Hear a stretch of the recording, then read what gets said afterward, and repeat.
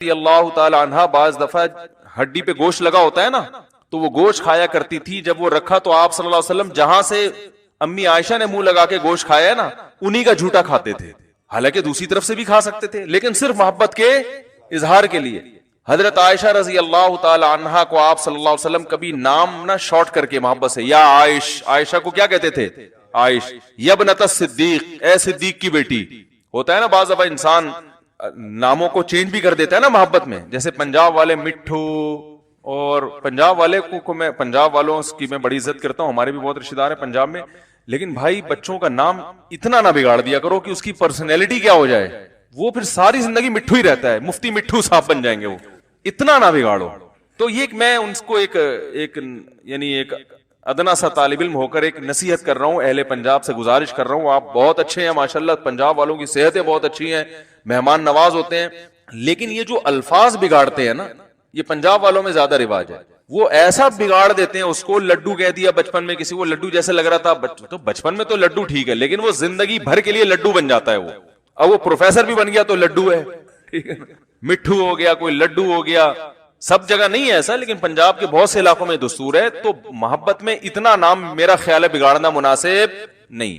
عائشہ کو آپ صلی اللہ علیہ وسلم نے عائش کر دیا, یہ بگاڑا نہیں ہے, تو منادہ مرخم کہتے ہیں اس کو. یبنت صدیق کہہ دیا, صدیق کی بیٹی, یہ بھی فخر سے نا, کہ معمولی تھوڑی ہے, تو صدیق کی بیٹی ہے. تو یہ ساری چیز اتنا تو چلتا ہے, بالکل ہی اس کو بگاڑ کے, اکثر وہ اور بھی ابھی ذہن میں نہیں آ رہے نام نا, وہ ایسے بگاڑ دیتے ہیں کہ بالکل ہی وہ اس کی پرسنالٹی کے خلاف. تو وہ جب بڑا ہو جاتا ہے تو وہ پھر وہی نام پڑ جاتا ہے. تو ہمارے ایک چچا تھے, گڈو چچا, حالانکہ وہ چچا تھے ماشاءاللہ بڑے تھے, لیکن وہ گڈو کے گڈو انتقال ہو گیا, ان کا گڈو ہی رہے وہ بیچارے, گڈو ہی رہے. تو اس لیے نام اتنا نہ بگاڑنا چاہیے. محبت میں تھوڑا بہت دائیں بائیں کر دیا تو ٹھیک ہے, لیکن بالکل ہی اس کو ایسا چینج کر دیا کہ جو بچپنے کی بو آ رہی ہے اس سے, تو وہ پھر مناسب معلوم نہیں ہوتا. تو آپ صلی اللہ علیہ وسلم نے فرمایا تم میں سب سے بہتر وہ ہے جس کے اخلاق اپنے اہل و عیال سے سب سے, حالانکہ آپ صلی اللہ علیہ وسلم سید الانبیاء ہیں, پرسنالٹی کیسی ہے. آپ صلی اللہ علیہ وسلم نے فرمایا نصرت بالرعب مسیرۃ شہر, اللہ نے میرا روب 1 مہینے کی مسافت پہ دشمن پہ ڈالا ہے. اتنا روب ہے نا کہ جب لوگ آپ صلی اللہ علیہ وسلم کی خدمت میں آتے تھے تو آپ کی آنکھوں سے آنکھیں ملا کے بات کرنا ان کے لیے آسان نہیں ہوتا تھا, روب تھا بہت زیادہ. حالانکہ اتنے میٹھے اخلاق, مگر روب اللہ نے بہت دے دیا. اسی وجہ سے آپ صلی اللہ علیہ وسلم نے, حدیث میں آتا ہے, امی عائشہ فرماتی ہیں, کبھی اپنی کسی زوجہ پہ ہاتھ نہیں اٹھایا, نہ کبھی کسی پہ لان تان کی, نہ کبھی فحش الفاظ استعمال کیا. آپ صلی اللہ علیہ وسلم نے ما کان النبی فاحشا ولا متفحشا, نہ آپ بائی نیچر فحاشی کو پسند کرتے تھے اور نہ آپ کی زبان میں فحاشی تھی. آج بات بات پہ گالیاں, اتنی گندی گندی گالیاں, گالیوں سے بات شروع ہوتی ہے, اور غصے میں بھی نہیں, مذاق میں. کلچر بن چکا ہے گالیاں دینا, غصے میں بھی یہ برا عمل ہے, لیکن مذاق میں تو اور زیادہ برا عمل ہے. تو آپ صلی اللہ علیہ وسلم نے کبھی کسی خادم پہ بھی ہاتھ نہیں اٹھایا. حدیث میں آتا ہے میدان جنگ کے علاوہ آپ نے کبھی کسی کو نہیں مارا. میدان جنگ میں تو لڑنا پڑتا ہے نا, وہاں اخلاق کا تقاضا ہے لڑو, کیونکہ اگر آپ وہاں نہیں لڑ رہے تو پھر یہ ساتھیوں کے ساتھ کیا ہے, ناانصافی ہے, کہ ان کو تو میدان جنگ میں اتار دیا اور آپ خود لڑ نہیں رہے ہیں. تو اب یہاں لڑنا اخلاق عالیہ کا تقاضا تھا, تو یہاں آپ صلی اللہ علیہ وسلم کیا تھے, آپ سے زیادہ جنگ میں بہادر کوئی نہیں ہوتا تھا. پھر بہادری کے جوہر دکھاتے تھے, پھر شہ سوار تھے. تو جنگ میں تو بزدل ہے, گھر میں کیا بنا ہوا ہے, چنگیز خان آتا ہے, سارے کانپنا شروع کر دیتے ہیں, آ رہے ہیں ابا. تو نبی صلی اللہ علیہ وسلم نے کبھی ہاتھ نہیں اٹھایا. البتہ ایک بات ہے, قرآن نے ہاتھ اٹھانے کی بعض صورتوں میں اجازت دی ہے. وہ اس لیے اجازت دی ہے, بعض صورتوں میں کوئی ہاتھ, بیوی پہ ہاتھ اٹھانا کوئی پسندیدہ کام نہیں ہے, لیکن بعض صورتوں میں قرآن نے ہاتھ اٹھانے کی اجازت دی ہے, بشرطے کہ چہرے پہ نہ مارا جائے, جانوروں کی طرح نہ پیٹا جائے. وہ بعض صورتوں میں, بعض عورتوں کے لیے, بعض صورتوں میں, عمومی حکم نہیں ہے یہ قرآن کا, کوئی ترغیب نہیں ہے. وہ اس لیے دی ہے 2 وجہ سے, کہ ہر عورت امہات المومنین جیسی ہوتی بھی نہیں ہے, بعض بڑی شرارتی ہوتی ہیں, اور دوسرا ہر مرد کا اتنا روب نہیں ہوتا جتنا نبی صلی اللہ علیہ وسلم کا تھا. روب ہی نہیں ہے نا, تو جب روب ہوتا ہے تو وہی ایک آواز پہ بیگم کام جاتی ہے, بولتے بھائی امیاں نے بولا چائے بنا دو, لے کر آنا پڑے گا, آواز ایسی ہے, وجاہت ایسی ہے. تو اب بعض دفعہ ایسا ہوتا ہے کہ وہ بیچارے کا روب ہی نہیں ہوتا. اب بیگم کما کے لا رہی ہے تو میاں کا روب ہوگا, بولے گی چلو نکلو یہاں سے, بوری بسروڑا نکل یہاں سے, تو وہ روب کہاں ہوگا. بعض نے شادی ایسی خاندان میں کر لی ہوتی ہے ماشاءاللہ, وہ فٹ فاٹ ہائٹ اس کی اور پرسنالٹی, اور میاں صاحب وہ بالکل بیچارے کمزور سے ہوتے ہیں, وہ روب نہیں ہوتا, تو پھر اس کو پھر ظاہر ہے روب قائم کرنے کے لیے کبھی کبھار غلط طریقہ ہے, یہ مناسب نہیں ہے, لیے بتانا پڑتا ہے کہ میں بڑا روب دار ہوں. لیکن بہرحال مارنا شریعت میں پسندیدہ کام نہیں ہے, بہت سخت مجبوری میں ہاتھ اٹھانے کی اجازت ہے, اور وہ بھی ہر ایک پر نہیں. ایسی شرارتی عورت جو آپ کے جائز حقوق بھی نہ دے رہی ہو, پھر شریعت نے طلاق سے بچنے کے لیے کہ بھائی اس کے پاس اب چھوڑنے کا علاوہ کوئی آپشن نہیں ہے, تو چلو ایک آپشن یہ بھی ہے کہ سختی کر کے دیکھ لو. لیکن نبی صلی اللہ علیہ وسلم نے کبھی کسی خادم پہ بھی ہاتھ نہیں اٹھایا. آج اخلاق دوسروں کے ساتھ اچھے ہیں, اپنے ماتحتوں کے ساتھ, کمپنی میں باس کو دیکھ لو نا, ماتحتوں کے ساتھ کیا سلوک کر رہا ہوتا ہے, ہر وقت ان کو گالیاں گالیاں. ہمارے ایک دوست تھے ٹرک اڈے میں نا, ان کی جاب لگ گئی, جاب نہیں ان کا بزنس تھا, تو میں نے کہا یار آپ یہ ٹرک اسٹینڈ میں جو بزنس کر رہے ہو اس کی کیا شرائط ہیں, یہ جو ایکسپورٹ امپورٹ ایکسپورٹ کا آپ نے ٹرانسپورٹیشن کا آپ نے کام شروع کیا یہاں سے وہاں ادھر سے یہاں, کہہ رہے ہیں اس کا ایک اصول یہ ہے کہ آپ کو اتنی موٹی موٹی گالیاں پہلے سے یاد کرو. میں نے کہا کیوں؟ کہہ رہے یہ ملازمین جو ہے نا یہ بڑے ڈھیٹ ہوتے ہیں, یہ گالیوں کے بغیر کام کرتے نہیں ہیں. کہہ رہے ہیں جب تک ان کو موٹی موٹی صبح شام گالیاں نہ پڑیں یہ کنٹینر میں مال اٹھا کے رکھیں گے نہیں, اور کنٹینر پہ رکھا رہے گا تو اٹھا کے نیچے لائیں گے نہیں. تو میں نے کہا یار کچھ اور کرو اس کے لیے. یہ تو ٹھیک ہے کہ آج کل ملازمین تمیز سے قابو میں نہیں آتے, آپ ان سے کہیں گے کہ بھائی دیکھیں یہ جو کنٹینر ہے یہ 12:05 پہ لاہور ہونا چاہیے, لہذا یہ آج صبح 5 بجے کنٹینر لوڈ ہو جانا چاہیے, تو اگر لوڈ ہو گیا تو ٹھیک ہے, نہیں ہوا تو میرا لاکھوں کا نقصان ہو جائے گا. تو میں محبت سے آپ کو ایک بات بتا رہا ہوں, اس کا بہت زیادہ ثواب ہے. وہ ملازمین جواب میں کہیں سر آپ نے آج اتنے پیارے انداز سے آج ہم کو نصیحت کی, تو آج تو ہماری غیرت جگا دی آپ نے, آپ 5 بجے کے کہہ رہے ہیں, ہم صبح 4 بجے انشاءاللہ کنٹینر لوڈ کر دیں گے. تو مارکیٹ میں ایسا ہوتا, وہ بولیں گے ہمیں انتہائی بے وقوف قسم کا سیٹ ملا ہے, لہذا وہ صبح 5 بجے کا کہا ہے تو شام 5 بجے تک بھی لوڈ نہیں ہوگا. سمجھ رہے ہو؟ تو اس لیے تھوڑا بیلنس پبلک کو بھی ذرا دیکھنا پڑتا ہے نا. تو اخلاق تو وہی, اصل تو وہی ہے جو رسول اللہ صلی اللہ علیہ وسلم کے اخلاق, کیونکہ بعض ہر سارے ڈھیٹ نہیں ہوتے, ایک آدھ کبھی اچھا ملازم بھی مل جاتا ہے, تو آپ اس کو بھی رگڑ رہے ہو. تو اصل تو یہی ہے کہ بات کس سے ہونی چاہیے, تمیز سے. لیکن اگر کوئی نہیں آ رہا قابو میں, تو پھر شریعت نے پھر بھی حتی الامکان دوسرے طریقے کچھ ایسا کرو کہ بھائی ایسا لا بنا دو کہ مجھے اپنی زبان خراب نہ کرنی پڑے. بھائی جو لیٹ کرے گا نا تو کوئی آپ حاضری کے لیے بندہ کھڑا کر دیں, یار 5 بجے کے بعد جتنا لیٹ ہوگا تمہاری سیلری سے اتنا کم ہوتا چلا جائے گا. یعنی مطلب یہ کہ بجائے زبان خراب کرنے کے غور و فکر کر کے کوئی دوسرے طریقے ایجاد کر لیں. سمجھ میں آ رہی بات؟ زبان بالکل آخری درجے میں ہونی چاہیے. اللہ صلی اللہ علیہ وسلم کے اپنے گھر والوں کے ساتھ اخلاق یہ تھے, اور آپ صلی اللہ علیہ وسلم جب حضرت صفیہ رضی اللہ تعالی عنہا کو نا ایک دفعہ سواری پہ اونٹ پہ چڑھنا تھا تو مشکل ہو رہی تھی, آپ صلی اللہ علیہ وسلم نے اپنا پاؤں مبارک رکھا, حضرت صفیہ کو گویا سیڑھی بنا کے, ایک طرف سید الانبیاء ہیں, ساری کائنات کے سردار, کتنا بڑا مقام, مگر کیسا گھر میں نارمل زندگی گزار رہے ہیں, کیسا نارمل لوگوں کی طرح رہ رہے ہیں. امی عائشہ فرماتی ہیں آپ صلی اللہ علیہ وسلم جب گھر میں آتے تو ایسے ہی رہتے جیسے عام طور پہ لوگ رہا کرتے ہیں, گھر والوں کے کام میں ہاتھ بھی بٹاتے. اور ایک مرتبہ تو آپ صلی اللہ علیہ وسلم نے امی عائشہ کے ساتھ دوڑ لگائی ہے, اتنا میرا خیال ہے ظرف تو آج کل مارکیٹ میں بالکل ہی شارٹ ہے, دوڑ لگائی ہے. جنگ سے واپس آ رہے ہیں, سفر سے واپس, تو آپ نے صحابہ کو, تاکہ پردے کا بھی خیال ہونا, بھائی بے پردگی بھی تو, آپ کی بیوی مردوں کے درمیان دوڑ رہی ہے, یہ تو غیرت کے خلاف ہے نا, اتنے براڈ مائنڈیڈ بھی بننے کی ضرورت نہیں ہے. تو آپ صلی اللہ علیہ وسلم نے صحابہ کو آگے بھیجا, کوئی بھی نہیں دیکھنے والا, تو فرمایا دوڑ لگاؤ. امی عائشہ رضی اللہ تعالیٰ عنہ فرماتی ہیں میری عمر کم تھی, میرا جسم ہلکا تھا, میں دوڑ میں آگے نکل گئی, وہ جیت گئی. تو نبی صلی اللہ علیہ وسلم نے اس واقعے کو یاد رکھا. کئی سال گزرنے کے بعد ایک اور جگہ سے آپ سفر سے واپس آ رہے تھے, تو آپ صلی اللہ علیہ, امی عائشہ فرماتی ہے میرا جسم کیا ہو گیا تھا, بھاری ہو گیا تھا. عمر بڑھتی ہے تو جسم بھاری ہو جاتا ہے, تو آپ نے فرمایا دوڑ لگاؤ. فرماتی ہیں کہ نبی صلی اللہ علیہ وسلم اس دوڑ میں جیت گئے, اور آپ نے فرمایا تل کا بھی تل کا, یہ پہلی دفعہ جو دوڑ ہوئی تھی نا اس کا جواب ہے یہ. کیسی بے تکلفی ہے بھائی. آپ کہہ سکتے ہیں کہ امی عائشہ کی عمر بہت کم تھی تو اس لیے ان سے اتنی محبت, دوسری ازواج تو عمر میں زیادہ تھیں, تو بھائی زیادہ عمر والی کے ساتھ دیکھ لو حضرت خدیجہ رضی اللہ تعالیٰ عنہا, وہ تو آپ سے عمر میں 15 سال بڑی تھی. عمر میں کتنی بڑی تھی؟ 15 سال, اور 2 دفعہ بیوہ ہو چکی ہیں.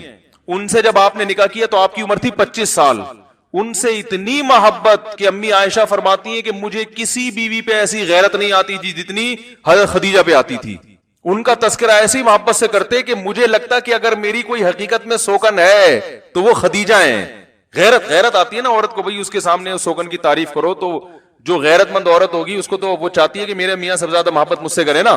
تو فرماتی ہے کہ میں نے ایک دن نبی صلی اللہ علیہ وسلم سے کہا یا رسول اللہ وہ سرخ جبڑوں والی بوڑھی عورت کو آپ اتنا یاد کرتے ہو, اللہ نے آپ کو اس سے زیادہ اچھی عورتیں دے دی ہیں.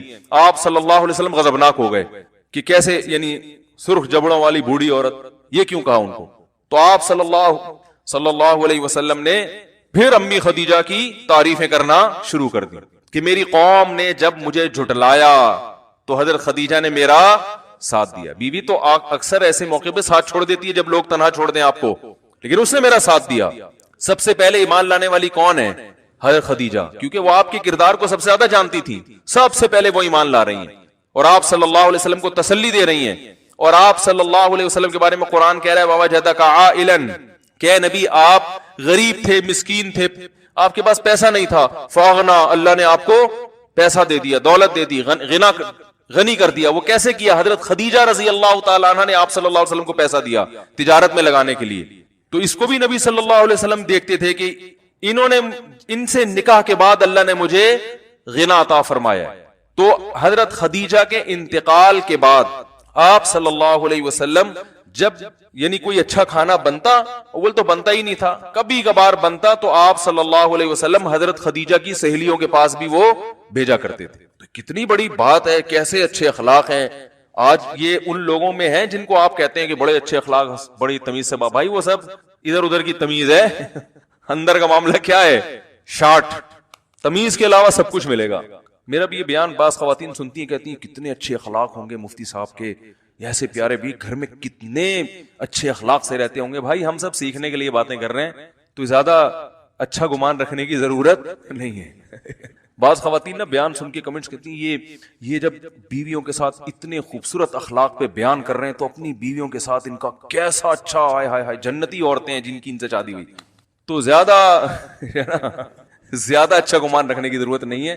ہم بھی یہی روٹیاں کھا کے, پراٹھے کھا کے بڑے ہوئے ہیں جو آپ کھاتے ہو, سمجھ رہے ہو نا. ہم بھی باتیں کر رہے ہیں, کوشش کرتے ہیں اللہ ہم سب کو عمل کی توفیق دے. تو کوشش تو کرنی چاہیے نا. میں تو بعض اچھے اخلاق پہ بیان کر کے جاتا ہوں, گھر میں پھڈا ہوا ہوتا ہے میرا, میں خود اچھل رہا ہوتا ہوں 2-2 فٹ.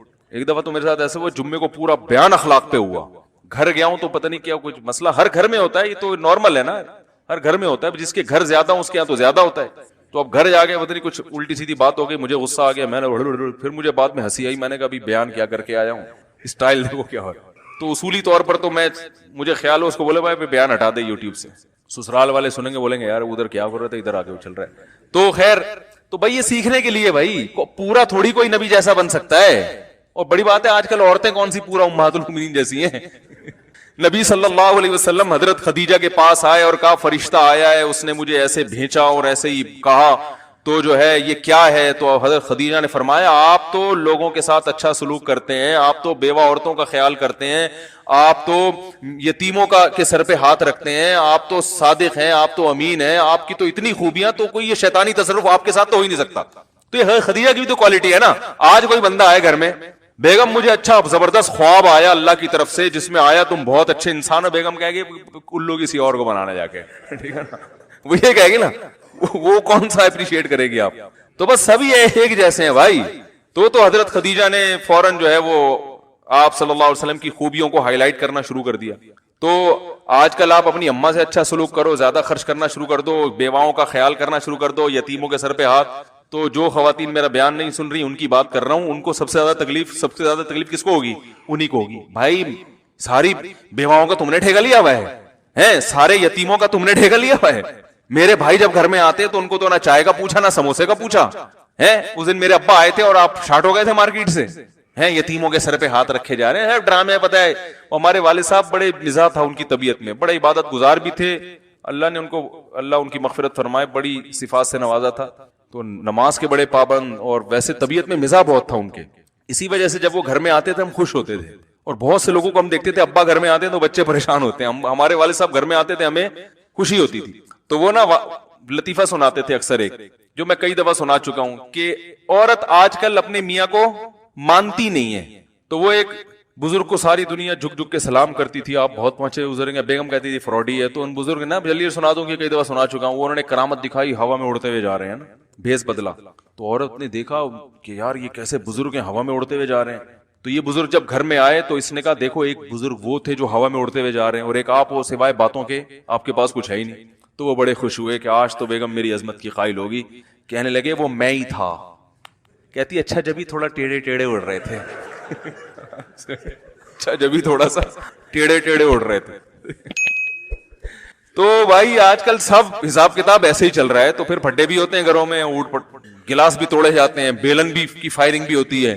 تو یک طرفہ نہیں, تالی تو دونوں ہاتھوں سے بجتی ہے نا. تو اس لیے سبھی ٹھیک ہو جائیں تو معاشرہ ٹھیک ہوگا. ایک بندے کے ٹھیک ہونے سے ٹھیک نہیں ہوتا. پھر بھی بھائی جتنا برداشت کر سکتے ہو کرو. تو آپ صلی اللہ علیہ وسلم گھر میں جب جاتے تو گھر والوں کے کاموں میں ہاتھ بٹاتے. حضرت خدیجہ کے ساتھ کیسا. اور یہ بھی دیکھو کہ نبی صلی اللہ علیہ وسلم سفر میں پہلے بھی گئے تو دوڑ لگائی, دوبارہ بھی. اس سے بھی پتہ چلتا ہے کہ سفر میں بھی اپنی ازواج کو لے کے جایا کرتے. تو اگر اللہ نے کسی کو مالی وسعت دی ہے, گنجائش ہی نہیں ہے, تو پھر ایک الگ بات ہے. تو گھر والوں کو بھی سفر میں ساتھ, بیوی کو ساتھ رکھنا چاہیے سفر میں.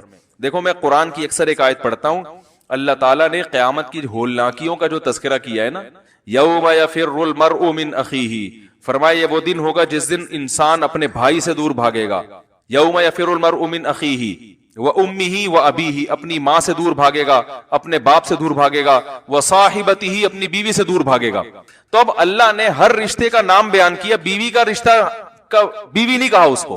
بھائی کو عربی میں اخ کہتے ہیں, تو اللہ نے کہا یوم یفر المرء من اخیہ, اپنے بھائی سے دور بھاگے گا, تو بھائی کو بھائی ہی کہا, باپ کو باپ ہی کہا. وامہ وابیہ, ماں سے دور بھاگے گا اور باپ سے دور بھاگے گا. ٹھیک ہے نا, ماں کو ماں کہا, باپ کو باپ کہا. بیوی کا عربی میں زوجہ کہتے ہیں, تو ہونا چاہیے تھا وزوجتہ, اپنی زوجہ سے بھی دور بھاگے گا. نہ وصاحبتہ, صاحب کہتے ہیں ساتھ رہنے والی, اس سے بھی دور بھاگے گا جو ہمیشہ ساتھ رہتی تھی. تو اس میں اللہ نے ہائی لائٹ کیا ہے بیوی کی صفت کو کہ بھائی سے بھی دور ہو سکتے ہو. بھائی وہ امریکہ میں جاب کر رہا ہے, تم کینیڈا میں جاب کر رہے ہو, ہوتا ہے نا. آپ کی جاب یو ایس اے میں لگ گئی, ابا پاکستان میں ہے, تو بیٹا باپ سے دور ہو جاتا ہے. کیا خیال ہے, ماں بھی یہاں رہتی ہے, بیٹا بعض دفعہ یو کے میں جا کے رہ رہا ہے, جاب اس کی وہاں ہے, تو یہ تو نیچرل ہے. لیکن بیگم جب ہو گئی نا, تو شادی جب ہوئی تو پھلترو کی طرح چپک گئی. اب وہ جان قیامت تک نہیں چھوڑے گی. یہ صاحبہ کے لفظ میں اللہ نے بتا دیا کہ اب وہ چپک گئی ہے. اب تمہاری جاب یو کے میں ہے تو بیگم بھی کہاں ہے, ادھر ہی ہوگی. سعودیہ میں جاب کر رہے ہو تو بیگم بھی کہاں ہے, وہی رہے گی تمہارے ساتھ. رکشے میں جا رہے ہو تو وہ بھی اسی رکشے میں جائے گی تمہارے ساتھ. جہاز میں جا رہے ہو تو اسی جہاز میں جائے گی تمہارے ساتھ. ٹرین میں جا رہے ہو تو اسی ٹرین میں جائے گی. تو یہ صاحبہ کے لفظ میں, صاحبہ عربی میں صاحب اور صاحب کہتے ہیں ساتھ رہنے والا, اور صاحبہ ساتھ رہنے والی. تو اللہ نے زوجہ کے لفظ کی جہاں بات آئی تو ساتھ رہنے والی سے بھی دور بھاگے گا. یعنی ایسی ہولناکیاں ہوں گی کہ جس کے ساتھ دنیا میں ہمیشہ رہا کرتا تھا. لندن جاتا تھا تو اس کو ساتھ لے کے جاتا تھا, انڈا موڑ آتا تھا تو ساتھ لے کے آتا تھا, مفتی صاحب کا بیان سننے آتا تو بیگم کو ساتھ لے کے آتا. صحیح ہے نا, کہیں ہوٹلنگ کرنے جاتا تو بیگم کو ساتھ لے کے جاتا. تو ہر جگہ پھلترو کی طرح اللہ نے اس کو کیا کر دیا ہے. یہ پھلترو کا میں جان کر استعمال کر رہا ہوں کیونکہ لوگ ٹینشن سمجھتے ہیں نا کہ یار یہ کیا پھلترو کی طرح چپک گئی ہے, لوگ کہتے ہیں نا. تو بھائی یہ اللہ نے چپکایا پھلترو کی طرح. پھلترو پتہ ہے کسے کہتے ہیں؟ ارے بھائی بعض دفعہ کوئی ایسا جھنجھنا یا دھاگا واگا ہوتا ہے آپ کی قمیض سے اٹک جاتا ہے وہ, تو آپ جہاں جہاں جا رہے ہیں وہ بھی اس کو پھلترو کہتے ہیں نا. کوئی بھی چیز اٹک گئی تو آپ چاہتے نہیں وہ اپنے ساتھ لے جانا, لیکن وہ چپک گیا ہوتا ہے تو وہ آپ کے ساتھ ساتھ چل رہا ہوتا ہے. تو بیگم کو ساتھ آپ اگرچہ لے جانا نہیں چاہتے, لیکن اللہ نے آپ کو اس کو پھلترو کی طرح آپ کے ساتھ کیا کر دیا ہے. اب اللہ کہہ رہے ہیں جہاں جاؤ گے پھلترو کی طرح یہ چپکی رہے گی تمہارے ساتھ. تو اس میں یہ بھی پتا چلتا ہے. تو نبی صلی اللہ علیہ وسلم سفر میں جا رہے ہیں تو واپسی پہ یعنی دوڑ جو ہو رہی ہے, تو اس کا مطلب امی عائشہ بھی ساتھ گئی ہیں. قرآن اندازی کرتے تھے آپ صلی اللہ علیہ وسلم کہ اس دفعہ کس کو لے کے جانا ہے. تو آج کل لوگ یہ کام بھی نہیں کرتے. اگر اللہ نے نہیں گنجائش ہے تو پھر لے جاؤ گے تو پھر کھاؤ گے کہاں سے. بعض دفعہ یہ بھی ہوتا ہے بھائی بیگم میں یو کے سے ہو کے آ جاؤں, ٹھیک ہے نا, میرا بزنس ہے, تمہیں بھی لے گیا تو بزنس گیا, جتنے پروفٹ ہے وہ سارا ٹکٹ میں نکل جائے گا.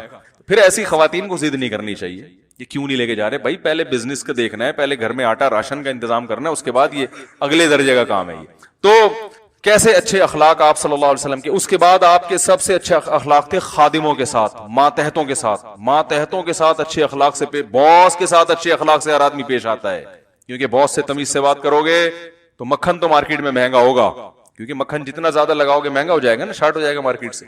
تو مکھن تو مہنگا ہوگا لیکن آپ بھی مہنگے ہو جاؤ گے, آپ کی بھی ترقی ہوگی, آپ کے درجات بلند ہوں گے دنیا میں, آپ کی تنخواہ اچھی ہو جائے گی. تو اسی وجہ سے باس سے ہر آدمی تمیز سے بات کرتا ہے, ملازم سے تمیز سے بات کرنے والے مارکیٹ میں شارٹ, کہ بھئی آپ جہاں بیٹھے ہو تو ملازم کو بھی اپنے ساتھ بیٹھ کے کھانا کھلا لیا. یہ چیز نہیں ہوتی, بھائی تم کون ہو, تم ادھر بیٹھ کے کھاؤ, میں ادھر بیٹھ کے کھاؤں گا, تھوڑا سا دور رہو. یہ فرق کیا جاتا ہے. آپ صلی اللہ علیہ وسلم خادموں کے ساتھ بیٹھا کرتے تھے. حدیث میں آتا ہے کہ بعض دفعہ کوئی بوڑھی بیوہ عورت آپ کا ہاتھ پکڑ کے آپ کو لے جاتی تھی اپنے کام کے لیے, کہ بھئی یہ میرا کام نمٹا, آپ اس کے ساتھ چلے جایا کرتے تھے. تو ہاتھ پکڑنے کا مطلب اپنے ساتھ لے جاتی تھی. تو ایسا بھی آپ صلی اللہ علیہ وسلم کیا کرتے تھے. تو ایک نارمل جیسے ایک انسان ہوا کرتے ہیں, لیکن آپ صلی اللہ علیہ وسلم کی محفل میں آپ کا ادب بہت زیادہ تھا. صحابہ جب آپ کی محفل میں بیٹھتے تھے تو ایسے جیسے ان کے سروں پہ چڑیا کوئی پرندہ بیٹھا ہوا کے, ہلتے نہیں تھے, ایسے ادب سے. تو اتنی تواضع کے ساتھ زندگی گزارنے والے کو اللہ نے روب بھی ایسا عطا فرمایا تھا. جب حدیث میں آتا ہے جب کوئی بھی آپ صلی اللہ علیہ وسلم سے ہاتھ ملاتا تو جب تک وہ اپنا ہاتھ خود نہ کھینچتا آپ اپنا ہاتھ اس سے جدا نہیں کرتے تھے. جب بھی کسی سے آپ صلی اللہ علیہ وسلم بات کرتے تو نگاہ بھر کے اس کی طرف دیکھتے تھے, کنکھیوں سے نہیں دیکھتے تھے. جس میں تکبر ہوتا ہے نا, اس کمبخت کو پوری گردن نہیں گھمائی جاتی اس سے. دیکھو سیٹ صاحب بیٹھے ہوئے, کوئی ملازم آیا بات کرنے کے لیے یہاں آگے کھڑا ہوا ہے, تو سیٹ صاحب اکثر میں نے دیکھا یوں نہیں کریں گے, یہیں سے بتا کام کیا تجھے, سر وہ مسئلہ یہ ہے کہ مجھے تھوڑا سا میری جو ہے نا وہ ٹانگ کا آپریشن ہے, مجھے تو کچھ پیسے چاہیے. اوے اس کو کہہ رہا ہوں, اس کو ذرا 50,000 روپے کے چیک دے دیں. یہ بھی تکبر کی اندر سے خرابی ہے نا, بڑائی ہے. او بھائی تم اس کی طرف دیکھ لو, بھائی کیا مسئلہ ہے جی فرمائیے, ٹانگ کا آپریشن ہونا ہے, اچھا تو اس کی طرف نگاہ بھر کے کیا کرو, دیکھو. جب ادھر آرڈر دینا ہے تو ادھر نگاہ بھر کے. لیکن جس میں تکبر ہوگا نا وہ دیکھتا نہیں, اور یوں یوں آنکھیں گھما رہا ہوتا, وہ کہتا ہے میں اپنا پیٹرول ضائع کیوں کروں میں. تو یہ بھی کبر ہے, یہ بھی تکبر ہے. ٹیڑھی آنکھوں سے نہ دیکھے, نگاہ بھر کے دیکھے اس کی طرف. تو بہت ساری چیزیں جو آپ صلی اللہ علیہ وسلم نے ہمیں سی. تو باپ بہت لمبا ہے. حضرت انس ابن مالک کہتے ہیں میں نے نبی کی 10 سال خدمت کی ہے, کبھی نہ مجھے مارا نہ مجھ پہ غصہ ہوئے. کوئی کام مجھے کہا اور میں نے نہیں کیا تو آپ نے کبھی تنزیہ یہ نہیں کہا کہ کیوں نہیں کیا, اور کوئی کام نہیں کیا اور میں نے کر لیا تو یہ طنز نہیں کیا کہ کیوں کر لیا. طنز نبی صلی اللہ علیہ وسلم کی لغت میں تھا ہی نہیں, اصلاح تھی. حضرت انس فرماتے ہیں ایک دفعہ نبی صلی اللہ علیہ وسلم مجھے کام کے لیے بھیجا, تو یہ بچے تھے, یہ جا کے بچوں میں کھیلنا شروع کر دیا انہوں نے. ادھر آپ صلی اللہ علیہ وسلم انتظار کر رہے ہیں بھائی ان کو میں نے کام کے لیے بھیجا, یہ واپس آئیں گے. ہم ہوتے تو ہم بیٹھ کے کھولنا وہی پھر بلڈ پریشر ہائی. ابھی جو اکثر بیماریاں ہو رہی ہیں نا وہ اپنی ہی بد اخلاقی کی وجہ سے ہو رہی ہیں. تو بی پی ہائی ہونا شروع ہو جاتا, تھر تھرانا شروع کر دیتے, بار بار ٹائم دیکھنے کدھر گیا, آؤں گا تو لگاؤں گا 2 کھینچ کے لگاؤں گا. تو آپ صلی اللہ علیہ وسلم گھر سے باہر نکلے دیکھنے کے لیے, بھئی بچہ گیا کہاں. تو حضرت انس نے بچوں میں کھیل رہے تھے, تو آپ صلی اللہ علیہ وسلم ان کے پیچھے آگے کھڑے ہو گئے. حضرت انس فرماتے ہیں میں نے جیسے ہی پیچھے مڑ کو دیکھا تو آپ صلی اللہ علیہ وسلم کو مسکراتا ہوا پایا. مسکرا رہے ہیں, بھائی تمہیں ہم نے کہاں بھیجا تھا, اور تو فرماتے ہیں میں فوراً گیا. حضرت ابو ہریرہ رضی اللہ تعالی عنہ فرماتے ہیں کہ میں جب بھی نبی سے ملا ہوں یا جب بھی نبی کی نظر مجھ پہ پڑی ہے آپ ہمیشہ مجھے دیکھ کے مسکرائے ضرور ہیں. یہ کہنا آسان ہے, خدا کی قسم کہنا آسان. جب بھی نبی کہتے, حضرت ابو ہریرہ کہتے ہیں نبی نے مجھے دیکھا ہے نا تو ہمیشہ مجھے دیکھ کے کیوں مسکرائے ہیں بھائی, اس لیے کہ آپ صلی اللہ علیہ وسلم نے ارشاد فرمایا ان تلقى وجه اخاك بوجه طليق, کسی سے مسکرا کے ملنا, خندہ پیشانی کے ساتھ ملنا. آپ نے فرمایا یہ بھی صدقہ ہے. صدقے کا مطلب کیا ہوتا ہے, خوش کرنا نا. تو جب آپ کسی سے مسکرا کے ملتے ہیں تو سامنے والا کیا ہو جاتا ہے, خوش. اور ناک میں مکھی بٹھا کے ہر وقت رہیں گے, منہ آپ کا جو ہے نا 12 بجے رہیں گے, تو سامنے والا کس میں جاتا ہے, پہ. اتنا پروپیگنڈا ہوا ہے کہ آپ صلی اللہ علیہ وسلم خوف زدہ ہو گئے اور آپ کا ارادہ ہوا کہ میں یہ نکاح نہیں کرتا. بہت زیادہ گویا کہ بدنامی ہو رہی ہے, یعنی اس عمل کو بدنامی سمجھا جا رہا تھا. نبی کی تو بدنامی نہیں ہو سکتی, لیکن وہ سمجھ رہے تھے کہ اس میں بدنامی ہے. تو آپ نے یہاں تک ارادہ کیا کہ میں یہ نکاح نہیں کرتا, کیونکہ فرض تو نہیں ہے نا بھائی, کوئی فرض تھوڑی ہے, لیکن اللہ نے آپ پہ فرض کر دیا, فرمایا آپ کو کرنا پڑے گا. تو وہ چیختے رہے, چلاتے رہے, اپنی بہو سے نکاح کر لیا, اپنی بہو سے نکاح کر لیا, اپنی بہو سے نکاح کر لیا. اور نبی صلی اللہ علیہ وسلم تو بشر تھے, بہرحال آپ اس دباؤ میں آئے تو اللہ فرماتے ہیں اتخشى الناس, کیا آپ لوگوں سے ڈر رہے ہو, واللہ احق ان تخشاہ, اللہ سے ڈرو. زوجنا کہا, اور اللہ نے اپنے نبی سے فرمایا کہ آپ کو نکاح کرنے کی ضرورت نہیں, ہم نے کر دیا ہے, یہ آپ آپشنل نہیں ہے. جتنے بھی نکاح ہیں آپ کی مرضی سے ہوئے ہیں, جتنے بھی نکاح ہوئے ہیں وہ آپ کی مرضی سے ہوئے ہیں, یہ آپ کی مرضی نہیں ہے. ہم نے آسمانوں پہ آپ کا نکاح پڑھا دیا, یہ آپ کے پاس آپشن ہی نہیں ہے نو کا. تو انسان کی نیچر یہ ہے. ہاں پھر نبی صلی اللہ علیہ وسلم کی جہاں جہاں مخالفت ہوئی, ایک بت پرستی کے خلاف جب آپ نے آواز اٹھائی, آپ نے بہت ساری شادیاں کی, عربوں نے اس میں آپ کی مخالفت نہیں کی. یہ تو بعد کے لوگوں کے اعتراضات ہیں, غیر مسلموں کی اتنی شادیاں, عرب میں کسی ایک نے ذرا سا بھی اعتراض نہیں کیا, ان کے کلچر کا حصہ تھا یہ. کیونکہ بہت سے جب صحابہ مسلمان ہوئے نا, بعض صحابہ, بہت سے تو نہیں, ان کی 10 بیویاں تھیں جو غیر مسلم تھے, 10 بیویاں تھیں, اسلام قبول کیا تو آپ نے حکم دیا 4 رکھو باقی کو چھوڑو, اسلام میں 4 سے زیادہ کی اجازت نہیں ہے. تو جو 10 رکھنے کے عادی ہوں, بلکہ علامہ ابن حجر رحمہ اللہ نے لکھا ہے کہ عرب اس کو پسندیدہ سمجھتے تھے.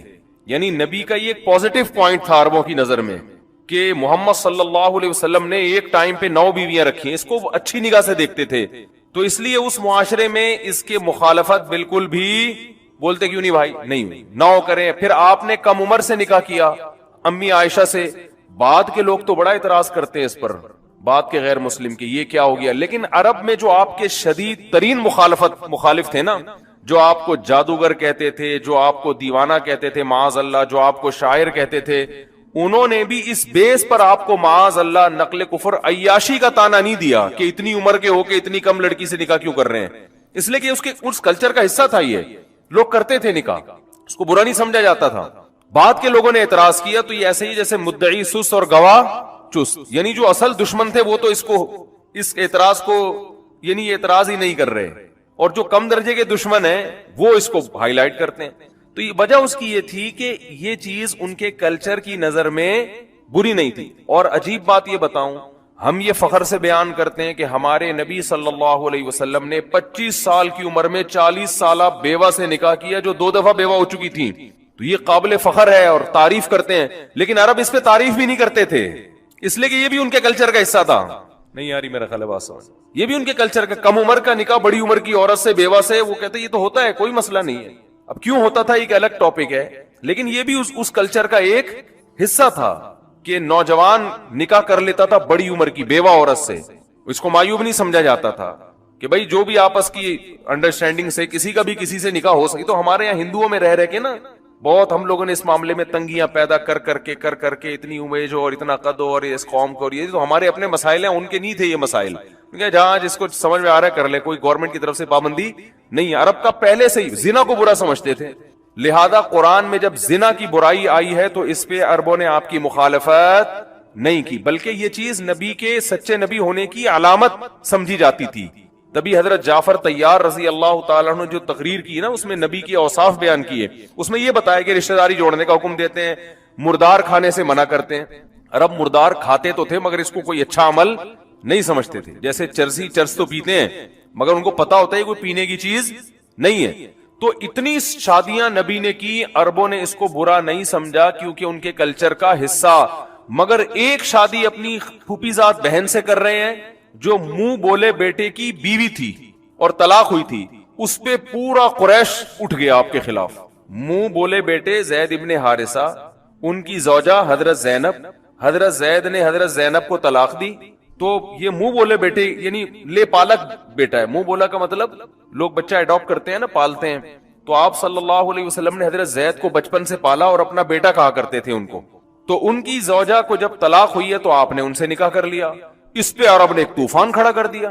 کیوں؟ اس چیز کو ان کا کلچر قبول, بولو نا کیا ہو گیا بھائی.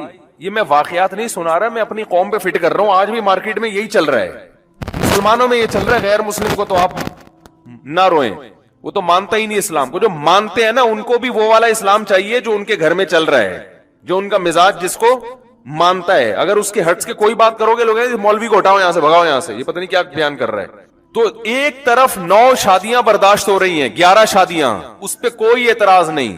50 سال کی عمر میں 9 سال کی بچی لڑکی سے نکاح ہو رہا ہے جو بالغ ہو چکی تھی. ہمارے عرف کے لحاظ سے تو وہ بچی ہی سمجھی جاتی ہے نا, لیکن امی عائشہ 9 سال میں بالغ ہو گئی تھی, اور لڑکی 9 سال میں بالغ ہو سکتی ہے. لیکن 9 سال میں اگر لڑکی بالغ ہو بھی جائے تو ہمارے عرف میں 50 سال کا نکاح 9 سال سے ہو تو ایک طوفان کھڑا ہو جائے گا کہ نہیں ہو جائے گا. لیکن عرب اس پہ بھی اعتراض نہیں کر رہے, آپ کی 11 شادیوں پہ بھی اعتراض نہیں کر رہے ہیں, 40 سالہ بیوہ سے نکاح کو اپریشیٹ بھی نہیں کر رہے. کلچر کا حصہ ہے. جہاں آپ نے اپنی منہ بولے بیٹے کی بیوی سے نکاح کیا, پورا عرب آپ کے خلاف کھڑا ہو گیا. اتنے اعتراضات کہ یہ تو اپنی بہو سے شادی کر رہے ہیں. کیونکہ عرب میں جس کو بیٹا بنا لیا جاتا تھا اس کو حقیقت میں بیٹا سمجھا جانا شروع کر دیتے تھے اور کہتے تھے اس کی بیوی اب بہو بن گئی ہے. بہو سے طلاق کے بعد بھی نکاح نہیں ہو سکتا اسلام میں نا. آپ کا بیٹا اگر اپنی بیوی کو طلاق دے دیتا ہے تو بھی آپ اس سے شادی نہیں کر سکتے. اس پہ اتنا پروپیگنڈا ہوا ہے کہ آپ صلی اللہ علیہ وسلم خوف زدہ ہو گئے اور آپ کا ارادہ ہوا کہ میں یہ نکاح نہیں کرتا. بہت زیادہ گویا کہ بدنامی ہو رہی ہے, یعنی اس عمل کو بدنامی سمجھا جا رہا تھا. نبی کی تو بدنامی نہیں ہو سکتی, لیکن وہ سمجھ رہے تھے کہ اس میں بدنامی ہے. تو آپ نے یہاں تک ارادہ کیا کہ میں یہ نکاح نہیں کرتا, کیونکہ فرض تو نہیں ہے نا بھائی, کوئی فرض تھوڑی ہے, لیکن اللہ نے آپ پہ فرض کر دیا, فرمایا آپ کو کرنا پڑے گا. اس لیے کہ آج اگر ان کے ساتھ کمپرومائز کر لیا نا تو لوگ یہ سمجھیں گے کہ جو حقیقی بیٹا اور منہ بولے بیٹے میں کوئی فرق نہیں ہوتا. تو ان کو چھوڑ دیں اپنے حال پہ. جہاں بت پرستی کی آپ نے مخالفت کی ہے اور جہاں بہت ساری چیزوں میں آپ نے ان کی مخالفت کی ہے, تو یہ ان کو جو عقل مند ہوں گے نا وہ اپنا مزاج تبدیل کر دیں گے دلیل کو دیکھ کر. تو قرآن نے دلیل یہ دی ہے کہ جس کو تم بیٹا بنا لیتے ہو وہ حقیقت میں بنتا نہیں ہے, تو اس کی بیوی تمہاری بہو کہاں سے ہو گئی؟ تو بالکل 2 اور 2 4 کی طرح ہے نا. تو جو عقل مند ہوگا, جو حق کا متلاشی ہوگا, اس کی 2 منٹ میں بات سمجھ میں آ جائے گی. لیکن جو کلچر کا اپنے اوپر اس نے ایک لبادہ اوڑا ہوا ہے, اس کو پولیس بھی بات نہیں سمجھا سکتی. تو وہ چیختے رہے, چلاتے رہے, اپنی بہو سے نکاح کر لیا, اپنی بہو سے نکاح کر لیا, اپنی بہو سے نکاح کر لیا. اور نبی صلی اللہ علیہ وسلم تو بشر تھے. بہرحال آپ اس دباؤ میں آئے تو اللہ فرماتے ہیں اتخشى الناس, کیا آپ لوگوں سے ڈر رہے ہو؟ واللہ احق ان تخشاہ, اللہ سے ڈرو. زوجناکہا, اور اللہ نے اپنے نبی سے فرمایا کہ آپ کو نکاح کرنے کی ضرورت نہیں, ہم نے کر دیا ہے, یہ آپ آپشنل نہیں ہے.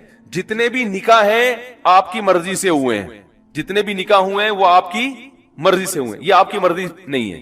ہم نے آسمانوں پہ آپ کا نکاح پڑھا دیا, یہ آپ کے پاس آپشن ہی نہیں ہے نو کا. تو اس سے ہماری کھوپڑی کو ٹھیک کیا جا رہا ہے. اصل میں یہ سارے واقعات جو ہو رہے ہیں نا, قیامت تک آنے والے اہل اسلام کو, اہل ایمان کو اسباق دیے جا رہے ہیں کہ اللہ اپنے حکام کے معاملے میں بہت, اسلام جو ہے نا اپنے حکام کے معاملے بہت حساس ہے. وہ ماحول کی آلودگی قبول بولنا پڑے گا نا. اب بولنے کا جہاں رواج ہے وہاں تو لوگ بولتے ہیں. پنجاب میں بولنے کا رواج ہے, میں جملہ ادھورا چھوڑتا ہوں سارے بول پڑتے ہیں, مجھے ایک دم تو میں تو پورا مجمع ایک دم بولنے لگتا ہے. میں نے کہا یار یہ تو پائے وائے کھا کے بیٹھے ہوئے ہیں ماشاءاللہ. کراچی میں رواج نہیں ہے تو مزاج کے خلاف بولتے بھی رہو تو نہیں بول رہے ہوتے. تو جملہ مکمل کریں گے نا تو مجھے بولنے میں آسانی ہوتی ہے کہ ماشاءاللہ بیدار مغزی کے ساتھ لوگ بات کو سن رہے ہیں. تو اسلام اس معاملے میں بہت حساس ہے کہ جو میں کہہ رہا ہوں بس وہی کیا ہے ٹھیک ہے. کیونکہ جب اللہ کا دین ہے اس میں لچک نہیں ہے کہ اللہ نے ایک حکم دیا, اللہ نے کہا غور کر لو, اگر سمجھ میں آتا ہے تو ٹھیک ہے, نہیں آتا تو تمہاری مرضی. ابا اگر نہیں راضی اس پہ, یہ تمہارا کلچر قبول نہیں کر رہا. ہاں کچھ احکام ایسے ہوتے ہیں جو واجب کے درجے میں نہیں ہوتے اور نہ اس سے کوئی شرعی حکم ٹوٹ رہا ہوتا ہے, نہ اس میں کوئی ترغیب ہو رہی ہوتی ہے. اس میں کوئی اگر کلچر کی رعایت میں چھوڑ دے تو اس میں کوئی حرج نہیں ہے اگر فتنے کا اندیشہ ہے. جیسے نبی صلی اللہ علیہ وسلم نے بیت اللہ کی 4 دیواری کو بڑھانے کا ارادہ کیا, مگر آپ نے فرمایا کہ عرب کہیں گے کہ یہ قبلہ ہی تبدیل کر دیا انہوں نے, یعنی اس کی عمارت بڑھا دی ہے, تو فتنہ پیدا ہوگا تو اس کو رہنے دو. یہاں اپنے کلچر کی رعایت کی, اس لیے کہ اس کا کوئی شرعی مسئلے سے کوئی تعلق نہیں ہے, کیونکہ طواف اب بھی حتیم کے باہر سے ہی ہوتا ہے. تو بیت اللہ 4 دیواری کا نام تو ہے نہیں, بیت اللہ تو نام ہے اس سمت کا, تو اس سمت کی طرف رخ کر کے نماز بھی لوگ پڑھتے ہیں, طواف بھی ہو رہا ہے. یہ ایسے ہی ہے جیسے اگر بیت اللہ حضرت ابراہیم علیہ السلام بہت اونچا بنا کے گئے تھے, عربوں نے اس کی بلندی کو کم کر دیا, اب آپ نے ارادہ کیا دوبارہ اونچا کروں گا تو عرب بگڑ نہ جائیں, تو کوئی بات نہیں وہیں چھوڑ دیا جائے, زیادہ اونچی عمارت نہ بنائی جائے. تو عمارت تو ڈبل بھی کی جا سکتی ہے, اس سے اوپر بھی لے جایا جا سکتا ہے, کم بھی کی جا سکتی ہے, لمبائی زیادہ بھی کی جا سکتی ہے, کم بھی. اس کا شرعی مسئلے سے کوئی تعلق نہیں ہے, اس سے کوئی حکمت مصلحت کا تعلق نہیں ہے. جبکہ نکاح ایک ایسی چیز ہے کہ کل 10 لوگوں کو ضرورت پڑ سکتی ہے کہ کسی کو بیٹا بنا لیا, بیوی کو طلاق ہو گئی تو وہ خام خام میں فرض کر کے بیٹھ جائے گا یہ میری محرم ہے, حالانکہ محرم نا محرم کا اسلام کا ایک بنایا ہوا اصول ہے. اسلام اس میں کلچر کی مداخلت پسند نہیں کرتا, ورنہ آج ہر آدمی نے انٹیوں کو اپنی بہن بنا کے دوستی لگائی ہوئی ہے, ایسا ہے کہ نہیں ہے؟ ارے ہم تو بہن کی نگاہ سے دیکھتے, جوان لڑکی ہے آپ کی کلیگ ہے, آپ بیٹی بنا کے اس کو فری ہو رہے ہیں, مسافہ کر رہے ہیں. کل آپ کہہ سکتے تھے کہ بھائی جب نبی جب اپنا بیٹا بنا سکتے ہیں کسی کو, اور منہ بولی بہو بن سکتی ہے, تو ہماری یہ کلیگ ہماری بہن بن گئی ہے, بہن بنا کے فری ہوتے رہو. ظاہر ہے وہ بہن ٹھیک ہے, احتراماً اس کو بہن ہی کہیں, بہن ہی سمجھیں, آپ بول بھی دیا کریں آپ میری بہن ہے, میری بیٹیوں کی طرح ہے, میری بہن کی طرح ہے. لیکن اس سے اگر لا ہی پورا چینج ہو جائے کہ آپ نے چونکہ بہن بول دیا تو نکاح حرام ہو گیا, یہ تو پورا نظام تباہ و برباد ہو جائے گا نا. کل اس سے عشق ہو گیا آپ کو, حقیقی بہن تو ہے نہیں وہ. اب آپ کا دل چاہ رہا ہے شادی کر لوں, آپ کہیں میں بہن بول چکا ہوں, میں چوڑے میں آ گیا میں. اور یہ غیر مسلموں میں ہوتا ہے, میں نے یہ غیر مسلموں میں دیکھا ہے کہ جب کسی کو بہن بول دیا تو وہ اس کو غیرت کا مسئلہ بناتے, اب اس سے شادی نہیں ہو سکتی کیونکہ ہم نے اس کو کیا بنا لیا ہے, بہن. تو خامخواہ کی اپنے اوپر کیا ڈال دی, مصیبت. کل دل بھی چاہ رہا ہے شادی کرنے کا تو اب وہ نہیں کرتے. تو اسلام نہیں مانتا اس چیز کو. اسلام کہتا ہے تمہاری حقیقی بہن جو ہے وہ حقیقی ہے, جو نہیں ہے وہ بہن بنانے پر گورنمنٹ کی طرف سے کوئی پابندی نہیں, بنا لو, لیکن نکاح